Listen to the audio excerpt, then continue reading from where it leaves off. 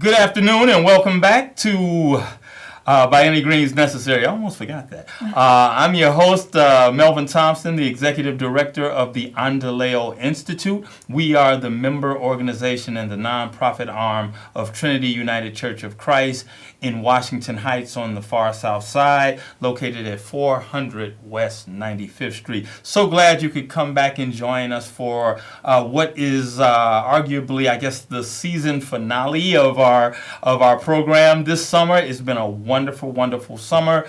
We are excited about our final market day at Trinity's Community Farmers Market at 95th and Normal. So if you have not come and visited us through this incredibly warm, beautiful, sunny, perfect Saturday over the last 12 weeks, this is your last shot for right now, so please come out. We support black farmers from Pembroke, Illinois, who travel 70 miles from the south to this market every Saturday. We have roughly about 9 to 10 farmers that come out and sell out all of their goods. We've got some incredible soup, watermelon, you name it. I mean, my guests will attest that we just have it. We have it all, and I believe this Saturday is going to be very special because we're going to be hosting the College of Pharmacy from Chicago State University. Students, faculty, a number of folks that are going to be coming out and giving everything from health screenings to how to apply to the College of Pharmacy. They have one of the best pharmacy programs in the entire city of Chicago, and it flies below the radar. So we are giving them ample platform to, just let the community know what's going on at Chicago State. Of course, Chicago State has certainly been, much maligned over the last several years, but there are diamonds and gems in that university, and we just want to give that university voice. So please come out. This is our final Saturday for a little while. In the near future, we are looking and praying that we will extend the market season beyond October. So just pray with us that happens, because it is well worth it. The farmers are engaged. The community is engaged. Everyone is eating better than they did, and we don't want you going back to eating, a bunch of sugary drinks and things that aren't that healthy for you. So keep that in mind. This is a call-in show, live call-in show, 312-738-1060. What I wanted to do in introducing our guest is let you know that Trinity is a huge family. We have over 8,000 members. 60, 70 ministries. It is just an entity within itself. And one of the long-standing stalwart organizations and corporations now that we have is Trinity's Child Care Center. And joining us today, and I think this is very appropriate because I think that education is truly the bane of our existence, and I think it is incredibly important that African American people are educated on where they come from, how they got here, to give them context on how we move forward. So joining me right now is Julnar Yes. Shelby Brown, and she's from Trinity's Child Care. I told you I wasn't gonna butcher that, and I think I did. But Julnar is here from Trinity's Child Care Center. Welcome. Thank you so much for coming in. And this is wonderful. Your executive director is one of my heroes. So Dana, if you are watching, Dana Gardner is a personal friend and has mentored me since coming in at Endeleo. So we miss you, and you're being well represented today. So just welcome to the program. Thank you so much. Give us all a kind of like context of what is Trinity Child Care and what's the premise, and you're going to tell us why this organization has been so sustainable over the last 40 years. So 40. Yes, Please 40. Give us a little bit. Yes. Well, Trinity started out with the same concept as Trinity United Church of Christ, where it's all about education and it's all about moving our children forward and our communities forward. So what better way to do that than to educate our children from birth? So Trinity United Church of Christ Child Care Center services children as young as 6 weeks old, all the way up to school age 12. So we have early Head Start, which is 0 to 3, as well as Head Start, which is 3 to 5, and then our school age children as well at our Wright Center. One of the reasons why we have been so influential in the community, one of the reasons why we have been able to sustain ourselves for the past 40 years is because of our parents. Without our parents, we would not be able to do it. Without our parents, our doors would not be open. And it is also because of our parents and our families and those children. And I can attest for that myself because all three of mine have gone through those doors. Wow. Wow. In wow. some So way, that's a shape, personal form, testimony. yes. Absolutely. It is because of the feeling that you were dropping your children, you were taking your children off, not dropping them off to another daycare, another facility like that, but because you are taking them to a place of love, a place that will teach them about themselves, teach them confidence, teach them the ability to have a love for learning and not just to get by. And just part of a routine. Oh, no, it's not, no, not at all. We are very structured, don't get me wrong, but we are also very open. So the children guide the classrooms. So if our children are outside on the walk and they're intrigued by the leaves, then the classroom environment changes for them. And we incorporate science and math and everything into that. We are also, it was amazing for me. We were able to bring in aquariums with freshwater fish and the whole nine. And if I had my 5-year-old here, she'd be able to tell you every fish. Exactly. I probably should have refreshed myself before I got here. Right. Things like that, incorporating STEM, which is something that not every child care facility is doing across the city. We are making moves, and we're making moves for our children. And more importantly, we're doing that by also teaching them about their own culture. And so we are African based. And tell me about that. What is African-centered education? I've seen it on the website. I know for the most part what that is, but to maybe our audience, what is African-centered education as opposed to, I guess, the normal public school or just the regular general education? We teach them the true meaning of love for self. We teach them about their culture, and we teach them about the truth in their culture, and we teach them to have respect for their elders, but also to have respect for each other and themselves. But we do it based off of the old ways, African-centered ways. Also, all teachers, males are called, or adults in general are called Baba. Please explain that. Please explain what's in a name. Right. It caught me off guard initially as a new parent. This first had to be explained to me. Baba is the affectionate term for father. Okay. And mama is the affectionate term for mother. So all adults are revered in that way, and all adults thus give respect to those children in that same way. They handle those children as though they were their own, and I can definitely attest to that. But the goal is to always constantly teach them about their own culture and what makes them beautiful children of color. And I couldn't be more impressed with that. My youngest just transitioned, and she's currently in kindergarten, and she's thriving. She's beyond thriving. Her teacher is very impressed with her, so much so to the point where even though we're in kindergarten, we are testing at a first grade level. And I attest that to the education and the confidence that she attained and the ability that was taught to me to be a good teacher, because yes, I'm a parent, but parents are their first teacher. So I was taught how to be a teacher and move past just being her mother. Interesting. And it was something that I find to be a gift that I will hold on to for the rest of my life.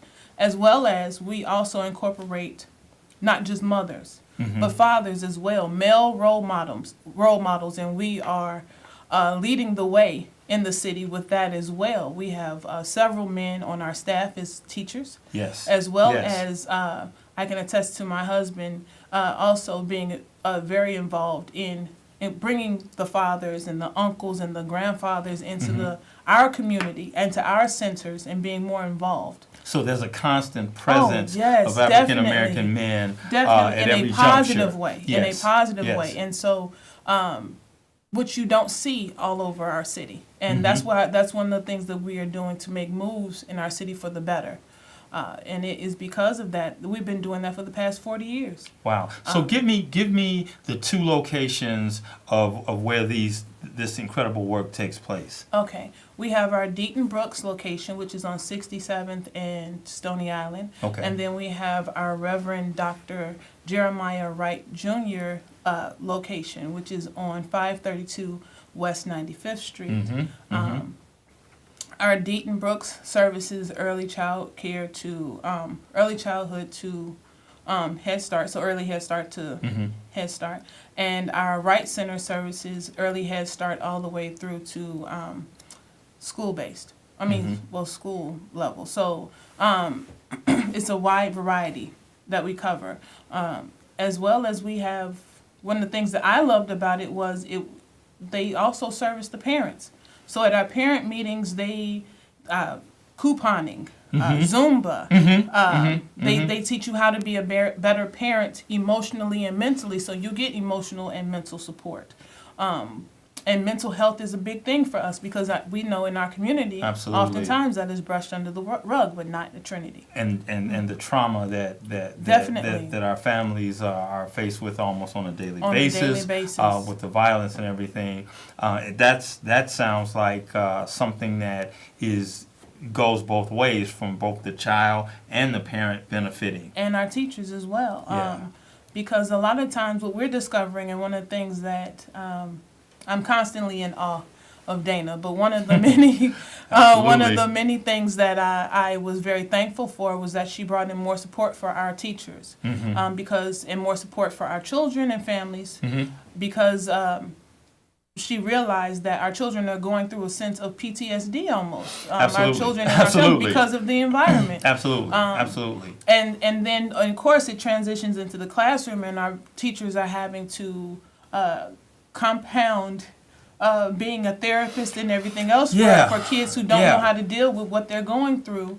And oftentimes there are situations that a parent is not intentionally putting them through, but it's the environment in which they live in that they can't change. And is that those kind of situations where something happens, are those kind of fleshed out within the program? If someone's actually going through something, definitely. That's actually discussed, and maybe the parent is brought in for it. Yes, we have social workers that for both sites that deal directly with our parents. So it's nothing for them to come in and say, I need help.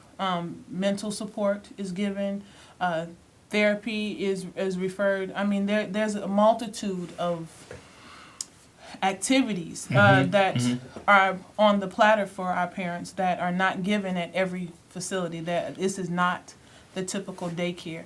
And because Trinity has bonded with Head Start, they are able to afford our parents the luxuries that come along with being a Head Start facility. Which is which was going to be the next thing I was going to ask. Is what is the structure for affordability? Is that another draw to the program? Oh, definitely.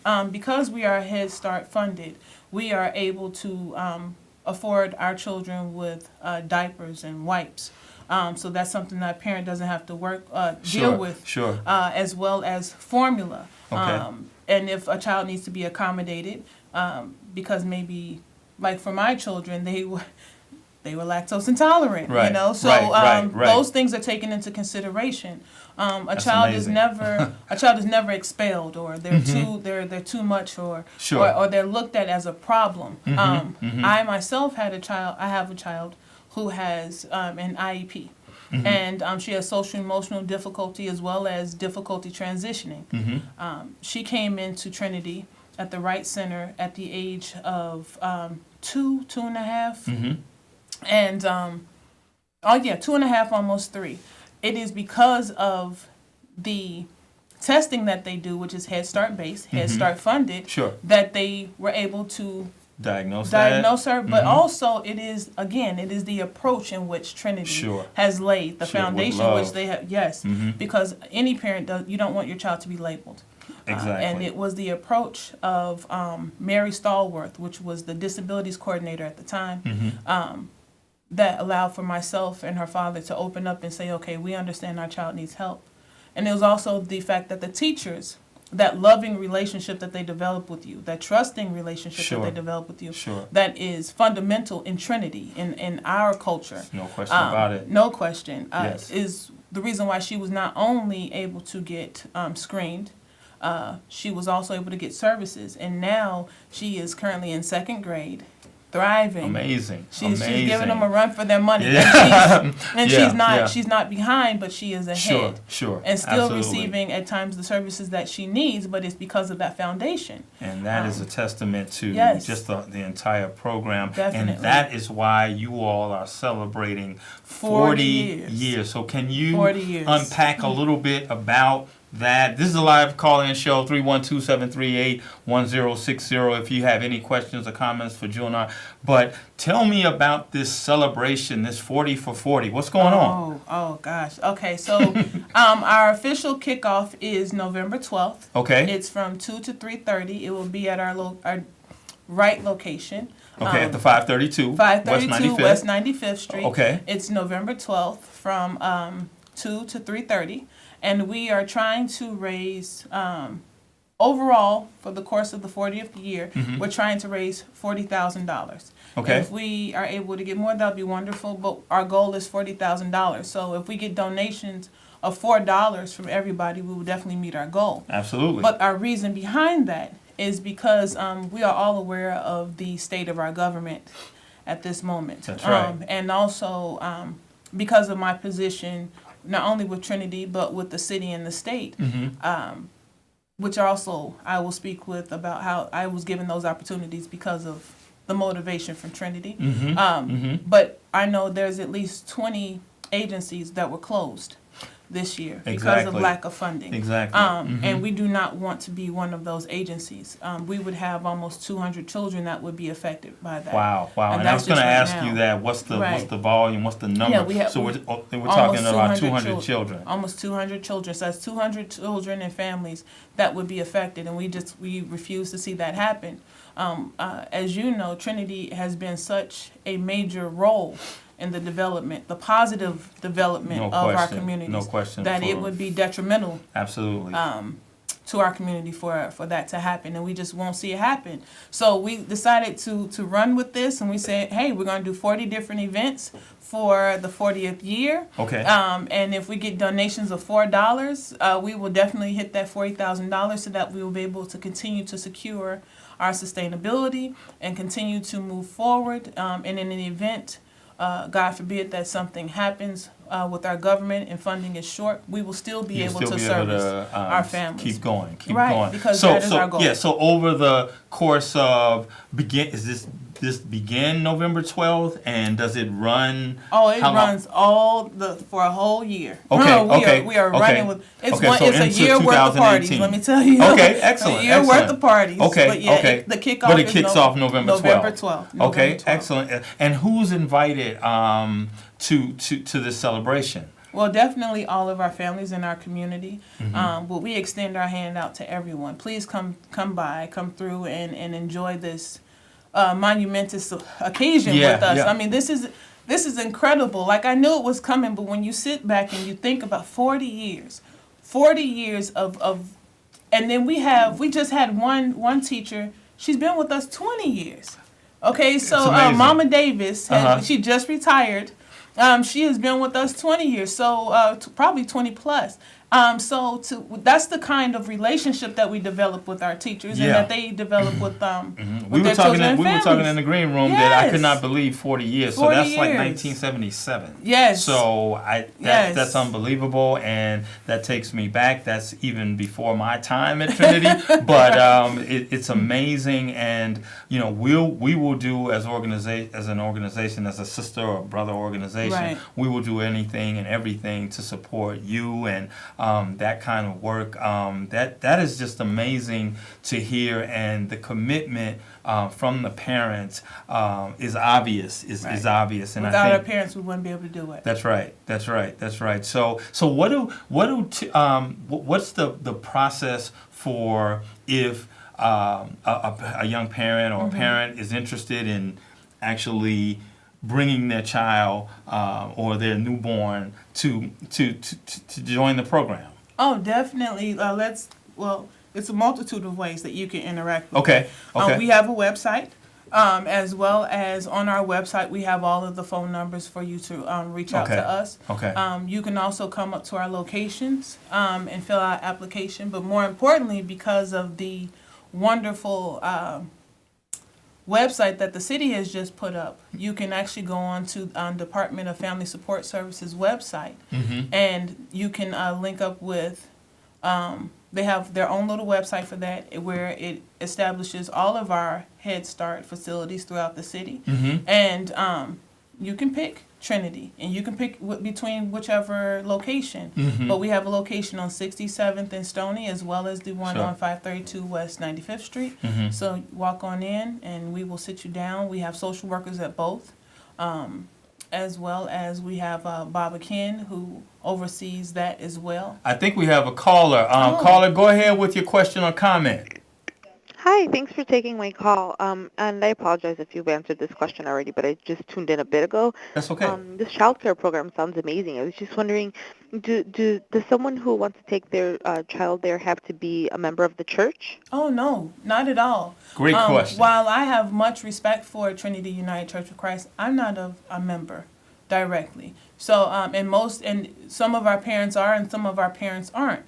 But no, you don't have to be a member to be affiliated or be a part of Trinity Child Care, or to have your child go there. And can you give the website for Trinity's Child Care Center? It's just Trinity Child Care. Okay. Or Trinity United Church of Christ Child Care Centers. If you Google it, it'll pop right up. Excellent. Thank you so much for that call, and that's a great question, because typically Trinity's does so many different things that there's a tendency to think that you need membership to be a part of it, and that couldn't be farther from the truth, because it's we go beyond the walls of our church to engage the community, and so that's what we try to do, and Endeleo was actually established in health education and community development. So I'm really interested in when young people go through your program, do you have any data or anything about where they go on to after they've gone through the program? Definitely, we do keep track of that. Even for my middle daughter, who's 7, about to be 8, who's in 2nd grade, they still keep track of that. Like, how is she doing? And that's one of the things that I love about them also. And it's because they're Head Start based that they have this drive to continue to nurture, but it's also because they're Trinity. Let me be clear about that. It's also because they're Trinity. And they want to make sure that the family is still okay. You don't leave and then now you're thrown to the wolves type thing. They lay a very strong foundation with the family. So they look at it as we service not only the children, but the families. So is the well-being of the family as a whole is okay, then the child can thrive. So they do keep track of that, because we do want to make sure that what we are implementing in our children is actually helping them to move forward.